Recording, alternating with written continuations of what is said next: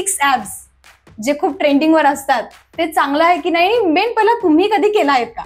मी केलेलं आहे आणि हे मी करून झाल्यानंतरच मला सगळं कळालेलं आहे. चला सर, आता थोड्या मिथ्स मध्ये जाऊया. पहिला आहे की चिकन इंजेक्टेड खावं की नाही.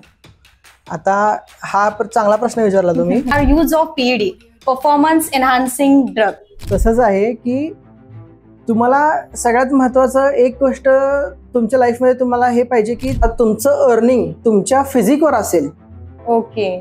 तर तुम्ही परफॉर्मन्स एनहान्सिंग ड्रग्स यूज करणे हे तुम्हाला भागच आहे. की मुलींनी वेट लिफ्टिंग करावं का? कारण एखादा वेट लिफ्टिंग करायच्या वेळेला त्यांना नक्की हा मिथ येतो की बा मी खूप बल्की होईल का. हा फार फार म्हणजे हा सगळ्या, मी तर म्हणेन की सगळ्या मुलींचा हा हेच आहे की मी फार वेट लिफ्टिंग करणार नाही, मला बल्की व्हायचं नाही, मला एवढं हे नाही, मला फेमिनाईन साईडला दिसायचं. पण सगळ्यात महत्वाचा असा विषय आहे. नमस्कार, स्वागत आहे तुमचं फिट टॉक्स विथ सिद्धी मध्ये. आणि आज आपल्यासोबत आहेत fitness coach and body building trainer mister Rajvardhan Sarnobat sir, ज्यांनी आजपर्यंत बरेच मोठे टायटल्स जिंकलेत. अमॉंग देम पश्चिम महाराष्ट्राश्री, junior महाराष्ट्राश्री, Akram classic body building and model championship आणि बरेच. मग जर तुम्ही तुमच्या फिटनेस जर्नीमध्ये आहात किंवा आपल्या फिटनेसची सुरुवात करायचा विचार करत आहात तर ह्या पॉडकास्टमध्ये तुमच्यासाठी खूप बऱ्याचशा व्हॅल्युएबल गोष्टी आहेत शिकण्यासाठी. Let's start. Thank you so much for coming sir. Okay, thank you sir. मला पहिला असं विचारायचं आहे, आजकाल ना सोशल मीडियावरती बऱ्याचशा फिटनेसच्या ट्रेंड्स असतात. रॅपिड ट्रान्सफॉर्मेशन, 6 ऍब्स, मेनली जे बॉलिवूड पासून खूप जास्त लोक इन्फ्लुएन्स होत आहेत. ह्याच्यामुळे ना लोकांच्या मनात एक फॉल्स एक्सपेक्टेशन तयार झालेले आहेत. So first, what are your views on that? आता फिटनेस रिलेटेड आपण जर विचार केला तर फिटनेस आणि जे बॉलिवूडचे जे ट्रान्सफॉर्मेशन केलेले किंवा सोशल मीडियामध्ये जे आपल्याला दिसते ते जी बॉडी आहे ते आणि फिटनेसचा दूर तक संबंध नाही. मला तर असं वाटतं की कसं आहे, फिटनेस माझ्या दृष्टीकोनानं काय आहे की तुमचे बेसिक ऍक्टिव्हिटीज ऑफ लाईफ तुमचे जे आहेत ते तुम्हाला इझी वे मध्ये तुम्हाला करता येतील for a long period of time. म्हणजे 70-80 पर्यंत वयाच्या तुम्ही एकदम इझिली तुमचे बेसिक टास्क ऑफ लाईफ तुम्ही जर करू शकता देन यू आर फिट, हे असं माझं वाटतं. ओके, पहिली गोष्ट. आणि दुसरी गोष्ट अशी की आता आपण आजकाल जे बघतोय की 6 पॅक्स आहेत, त्यानंतर पूर्ण श्रेडेड बॉडी आहे, त्यानंतर परत वेस्क्युलरिटी भरपूर आली आहे. हे अचीव्ह करण्यासाठी त्या लोकांनी शरीराला खूप त्रास दिलेला असतो. त्रास म्हटलं तरी चालेल. आणि ती खूप लॉंग रन साठी आपण तेवढी बॉडी नाही ठेवू शकत. तर ते आणि फिटनेस हे मला असं जरासं कॉन्ट्रडिक्टरी वाटते. Okay sir. आता समजा एखाद्या व्यक्तीला जर एखादं सामान्य डाएट फॉलो करायचं असेल, एक बेसिक डाएट, तर ते तुमच्या मते कसं असेल प्रॉपर प्लॅन?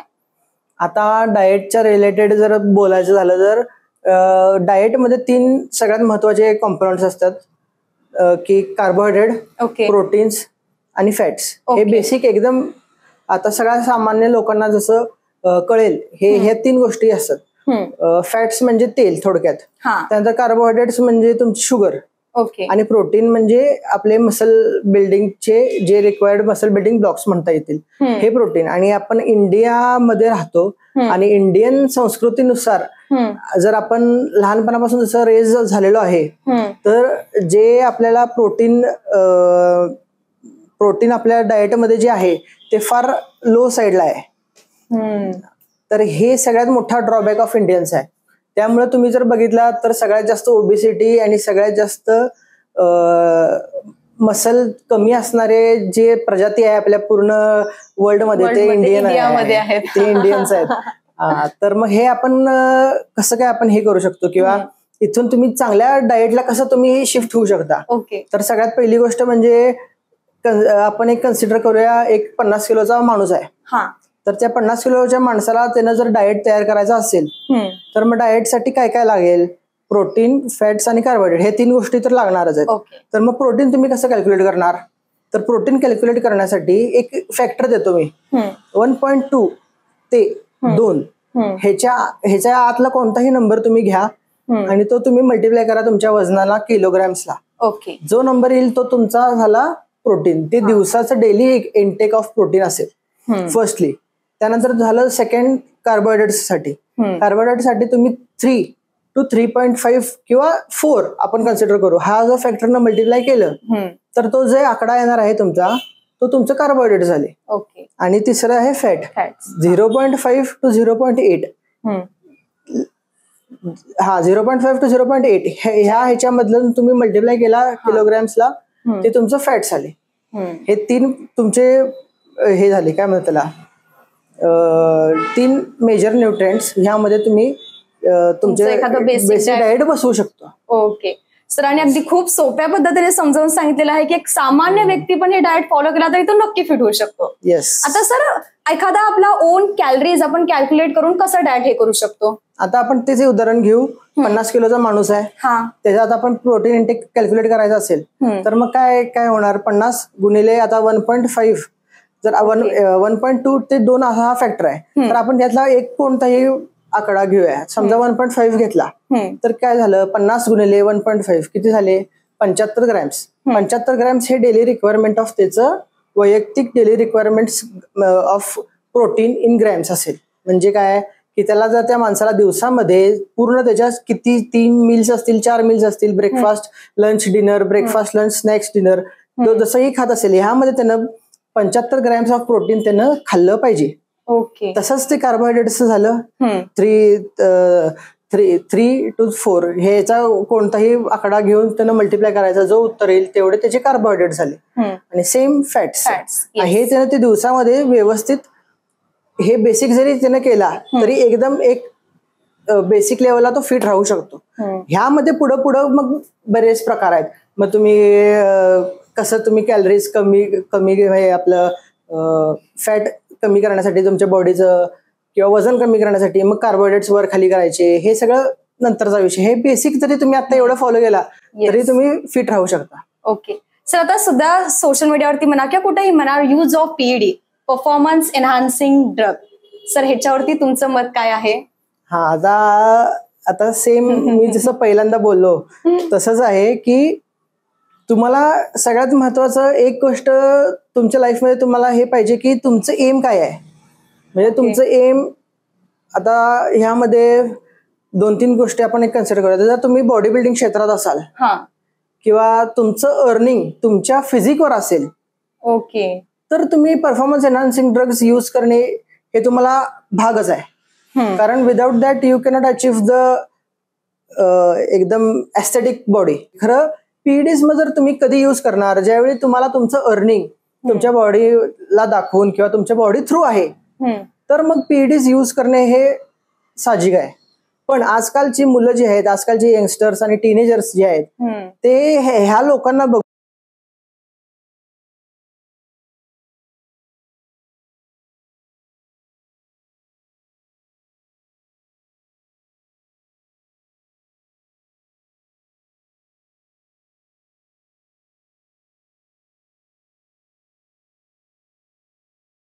ह्यामध्ये पण आपण जर जो यूज करणार आहे त्याला ह्या सगळ्या गोष्टींचा माहित असेल की ह्यानं काय फरक पडतो हे ना काय होत असेल किंवा काय होतं आणि त्याचा जर त्याचा पूर्ण अभ्यास असेल तर तो सुद्धा त्याला एकदम प्रॉपर वे मध्ये यूज करू शकतो. खरं तो अभ्यास घेण्यासाठी खूपच वर्ष त्यात घालावं लागतात आणि तो कोणताही माणूस यूज म्हणजे तेवढं डेडिकेटेडली करणार नाही. ओके चला सर आता थोड्या मिथ्स मध्ये जाऊया जे फिटनेस इंडस्ट्रीमध्ये खूप लोक धरून बसलेले आहेत. पहिला आहे की चिकन इंजेक्टेड खावं की नाही. आता हा चांगला प्रश्न विचारला तुम्ही. तर जे चिकनचं जे मसल मास आहे जे वाढवण्यासाठी जे इंजेक्टेबल यूज करतात XYZ ग्रोथ हार्मोन असेल किंवा काहीही हे जे यूज करून त्यांचे चिकनचं मसल्स मोठे केले जातात. थोडक्यात त्यांचं वजन वाढवलं जातं आणि त्यामध्ये आपल्याला विकलं जातं. खरं आपली बॉडी जी आहे ह्युमन बॉडी जी आहे ती त्या गोष्टीला पचवू शकत नाही. बरोबर. तर असं ह्याच्यावरनं आपण संदर्भ लावू शकतो की इंजेक्टेड चिकन हे जर आपण खाल्लं तरी आपल्या बॉडीवरती दुष्परिणाम काही होणार नाहीत.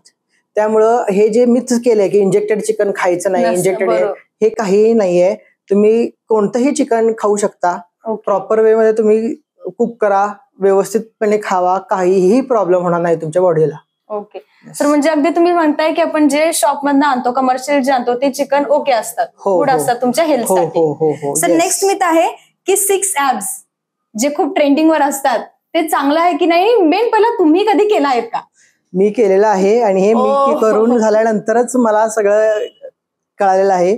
आणि ह्याचा अर्थ असा नाही आहे की 6 पॅक्स एकदमच वाईट आहेत किंवा हे आहे, पण हे 6 पॅक्स अचीव्ह करण्यासाठी तुम्ही जे ट्रान्सफॉर्मेशन थ्रू जाता, पूर्ण कार्बोहायड्रेट्स बंद करता, पाणी लिमिट करता तुमच्या शरीराला, त्यानंतर high protein high fat diet घेता. जर तुम्हाला काहीतरी पहिल्यापासून जर काहीतरी तुमचे पर्सनल प्रॉब्लेम्स असतील किंवा काहीतरी XYZ प्रॉब्लेम्स जर तुमच्या heart related, kidney related, liver related असतील आणि तुम्ही जर एवढं हाय एंडला जर जाऊन तुम्ही शरीराला दाबत असाल तर मग तुम्हाला त्याची काय गरज नाही आहे. फर्स्ट थिंग, तुम्ही हे न करताही 6 पॅक्स न करताही तुम्ही छान फिटनेस छान दिसू शकता किंवा दिसण्याचा एम असेल तुमचा तर, आणि जे काय फिट होऊ शकता थोडक्यात. तर 6 पॅक्स हे फक्त व्हिज्युअल ट्रेंड आजकालचा जो आलेला आहे तो व्हिज्युअल ट्रेंड आहे आणि हा सोशल मीडियामुळेच फार आउटबर्स्ट झालाय त्याचा. हे सगळ्यात लोकांनी कन्सिडर केलं पाहिजे. थोडक्यात एक जे आपण फिटनेस, एक जे हे म्हणतो एक फिट माणूस, हे जे बघितल्यानंतर जे तुमच्या डोळ्यासमोर 6 पॅक्स येतात ना, हे पहिलं जायला पाहिजे. हे मग ते पूर्ण सोसायटी अशी चेंज होणार आहे. बरोबर. येस. मला असं वाटतं तुम्ही जे आता ज्या पद्धतीने समजावून सांगितलंय, खूप लोकांच्या डोक्यातले ना बरेचसे जे मिथ्स होते ते सुटले असणार. सर, कार्ब नेक्स्ट असं आहे की कार्ब्स हे वाईट असतात का? आता कार्बोहायड्रेटला तुम्ही कार्ब हे एक घटक आहे थोडक्यात, हे डाएट मधलं घटक आहे, हे तुमच्या शरीरातलं मेन एनर्जी सोर्स आहे फर्स्ट थिंग. त्यामुळे हे वाईट आहे आपण असं कधीच म्हणू शकत नाही. पण ह्याचा एक दुसरी साईड पण आहे की कार्बोहायड्रेट्स जेवढं तुम्ही खाता तेवढं तुम्हाला एनर्जीही मिळते, पण तेवढं तुमच्या बॉडीमध्ये वॉटर रिटेन्शन होतं. वॉटर रिटेन्शन होतं म्हणजे काय की पाणी धरून ठेवतं. पाणी धरून ठेवतं म्हणजे काय होतं की तुम्ही बल्की वाटता, असं जाड वाटता, थोडं हेवी साईडला वाटता. हे त्याचे दोन्ही भाग आहेत. त्यामुळे तुम्ही कार्बोहायड्रेटला समजून घ्या आणि तुम्ही तसं मॅन्युप्युलेट करा. कार्बोहायड्रेटला मॅन्युप्युलेशनची टेक्निक्स शिका. म्हणजे काय की तुम्ही कधी कमी करा, कधी कधी जास्त करा, हे तुम्ही पूर्ण कार्बोहायड्रेट रिलेटेड तुमच्या बॉडी रिलेटेड जर तुम्ही पूर्ण स्वतःचा अभ्यास पूर्ण केला तरच तुम्हाला हे कळणार आहेत गोष्टी की कधी कार्ब्स खायचे, कधी नाही खायचे, किंवा कधी बंद करायचे पूर्णपणे, किंवा कधी लो साईडला ठेवायचे, कधी काही आपण प्रोटीन जास्त. म्हणून थोडक्यात काय आहे की तुम्ही तुमच्या बॉडीला शिका, रिसर्च करा, परत तुम्ही जे खाणार आहे त्या गोष्टींचा रिसर्च करा. हे सगळं केल्यानंतरच तुम्ही व्यवस्थित तुम्ही कार्बोहायड्रेट्स आहे चांगला आहे का नाही हे तुम्हालाच उत्तर कळेल. सर, आता ड्यू टू हेल्थ अवेअरनेस लोकांच्या मध्ये खूप झालेला आहे, त्याच्यामुळे ना मार्केटमध्ये खूप सारे प्रोटीन पावडर, प्रोटीन शेक्स आलेले आहेत. मग तुमचं सर प्रोटीन पावडर वरती काय मत आहे? आता प्रोटीन पावडर ही एक हेल्थ सप्लिमेंट आहे. Health supplement. आता सप्लिमेंट म्हणजे काय थोडक्यात, आता तुम्ही एक्झामला बसलाय, लिहिताय, तुमची पुरवणी संपली, आन्सर शीट संपली, तर मग तुम्ही सप्लिमेंट घेता, बरोबर?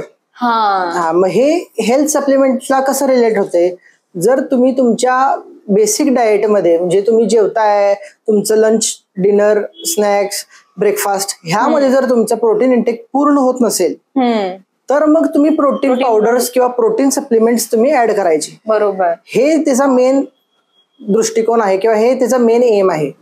तर मग मला असं वाटत नाही की प्रोटीन पावडर्स की हे सगळे वाईट आहेत किंवा हे आहेत, पण तुम्ही त्याचा protein powder health सप्लिमेंटचा health supplementation सारखा जर यूज करताय तर मला नाही वाटत की हे काय चुकीचं आहे. नेक्स्ट मिथ आहे की मुलींनी वेट लिफ्टिंग करावं का? कारण एखादा वेट लिफ्टिंग करायच्या वेळेला त्यांना नक्की हा मिथ येतो की बा मी खूप बल्की होईल का, मी एकदम खूप जास्त अशी विचित्र दिसेल का.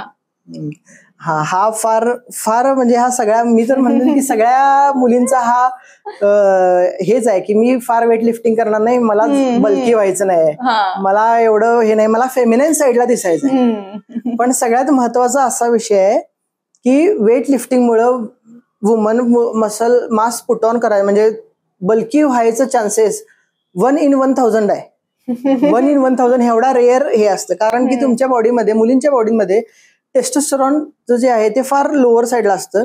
त्यामुळं तुम्ही तेवढं मसल मास पुट ऑन करू शकत नाही. खरं वुमेन्सनी वेट लिफ्टिंग हे केलंच पाहिजे. ह्याचे तुम्हाला बेनिफिट्स हे एवढे आहेत की सगळ्यात पहिल्यांदा तुमच्या म्हणजे मुलींचे देवानं जे हे तयार केलेलं आहे पूर्ण बॉडीचं स्ट्रक्चर, त्यामध्ये बोन डेन्सिटी कमी लोअर साईडला असते. म्हणजे थोडक्यात काय की तुमचे हाडं जे आहे त्यांची घट्टपणा किंवा डेन्सिटी तुमच्या हाडांची ती कमी असते. मग ते तुम्हाला फक्त आणि फक्त वेट लिफ्टिंग केल्यानेच वाढली जाते. सेकंड थिंग की तुमचं लॉंग रन म्हणजे तुमचे प्रेग्नन्सी झालं, त्यानंतर हार्मोनल्सचे जे इम्बॅलन्सेस असतील ते सगळं तुम्हाला रेग्युलेट करण्यासाठी वेट लिफ्टिंग शिवाय दुसरा कोणताही पर्याय नाही आहे. आणि तिसरी गोष्ट म्हणजे फॅट लॉस. फॅट लॉस म्हणजे तुम्ही शरीर तोंड दिसणे, हे तुमचं कार्डिओ म्हणजे तुमचं कार्डिओ एक्सरसाइज जे असतील, वॉकिंग, रनिंग, स्विमिंग, हे जे कितीही तुम्ही केला, किती जरी केला तरी तुम्हाला वेट लिफ्टिंग सारखे रिझल्ट मिळणार नाहीत. आणि जे तुम्ही सगळे सेलिब्रिटीज जे पाहता बॉलिवूड मधल्या असतील किंवा फिटनेस जे हे असतील, त्या सगळ्या जणी वेट लिफ्टिंग हे करतात. त्यांचं प्रायमरी हे असतं ते वेट लिफ्टिंग असतं. आणि थोडक्यात एक 20-30% फक्त कार्डिओवर फोकस करतात. पण हे मेन मुद्दा आहे वेट लिफ्टिंग. आणि वेट लिफ्टिंग म्हणजे असं नाही की तुम्हाला जिम मध्येच गेलं पाहिजे. वेट लिफ्टिंग म्हणजे काय की एका ठिकाणावरून वजन point A two point B वजन उचलून ठेवणे म्हणजे वेट लिफ्टिंग.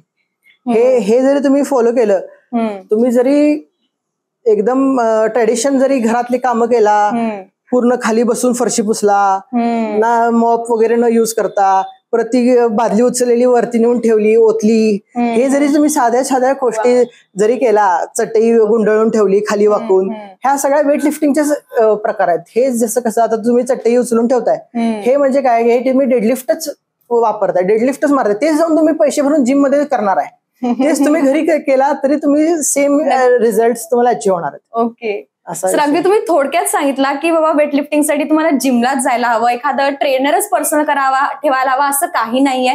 आपण जे घरगुती कामं करतो त्यातून सुद्धा तुम्ही खूप फिट राहू शकता. आता व्हिडिओची एखादी लास्ट टिप, एखादी अशी एक्सरसाइज जेणेकरून तुमच्या मसल थोड्याफार तरी स्ट्रेंथ होतील एकदमच. आता मी तुम्हाला एक अशी एक्सरसाइज सांगू शकतो ज्यामध्ये तुमचं पूर्ण तुमच्या बॉडीचे एक आणि एक स्नायू, एक आणि एक मसल तुमचा स्ट्रेंथन होऊ शकतो. सगळ्यात पहिला महत्वाचं त्या एक्सरसाइजला म्हणतात क्लीन अँड जर्क. ही वेट लिफ्टिंगची जुनी पद्धत आहे, ज्यामध्ये तुमचा एक थोडक्यात काय आहे की बारला तुम्ही वेट्स लावायचे आणि तिथून तुमची तो बार हा ग्राउंड पोझिशन वरून तुमच्या शोल्डर पोझिशन ह्या पोझिशनला न्यायचा आहे. हे सगळ्यात महत्वाचं. म्हणजे तुम्हाला मुवमेंट सांगितली, ही अशी मुवमेंट आहे. त्यामध्ये तुम्ही ज्यावेळी स्टार्ट करणार ज्यावेळी तुम्ही इथून असं वर उचलणार, हे तुमचं डेडलिफ्ट झालं, ज्यामध्ये तुमचं पूर्ण थाईज, हॅमस्ट्रिंग्स, क्वाड्रासेप्स आणि हे आपले काफ्स, ह्याचा पूर्ण तुमचा व्यायाम झाला. इथून इथं उचलला, डेडलिफ्ट केल्यानंतर इथून तुम्ही इथं उचलल्यानंतर यामध्ये तुमचे फोरआर्म्स इन्व्हॉल्व्ह झाले, शोल्डर इन्व्हॉल्व्ह झाले, त्यानंतर तुमचे बायसेप इन्व्हॉल्व्ह झाले. आणि इथून तुम्ही ज्यावेळी वरती ढकलता, पुश करता, त्यामध्ये तुमचं पूर्ण शोल्डर्स, चेस्ट, अप्पर चेस्ट, त्यानंतर फोरआर्म्स हे सगळे इन्व्हॉल्व्ह झाले. म्हणजे थोडक्यात काय, तुमचं ओव्हरऑल पूर्ण बॉडी तुमची ऍक्टिव्हेट झाली. हे तुमचं एक रिपिटेशन. हीच जर एक्सरसाइज तुम्ही जर कंटिन्यू केला प्रोग्रेसिव्ह ओव्हरवेट करून, म्हणजे आता तुम्ही 10 किलो लावलाय तर उद्या तुम्ही 12 किलो लावा, नंतर 3-4 दिवसानंतर 15 किलो लावा. हे असं जर करत गेला तर तुम्हाला बाकीच्या कोणत्याही एक्सरसाइज करण्याची गरज मला वाटत नाही. Okay, wow. नाही सर, तुम्ही खूप पद्धतीने अगदी साध्या पद्धतीने सांगितलं किंवा फिटनेस म्हणजे नेमकी काय असतं आणि तुम्ही ते एरवीच्या लाईफ मध्ये पण कसं फॉलो करू शकताय. Sir, thank you so much for joining. Thank you so much. Thank you.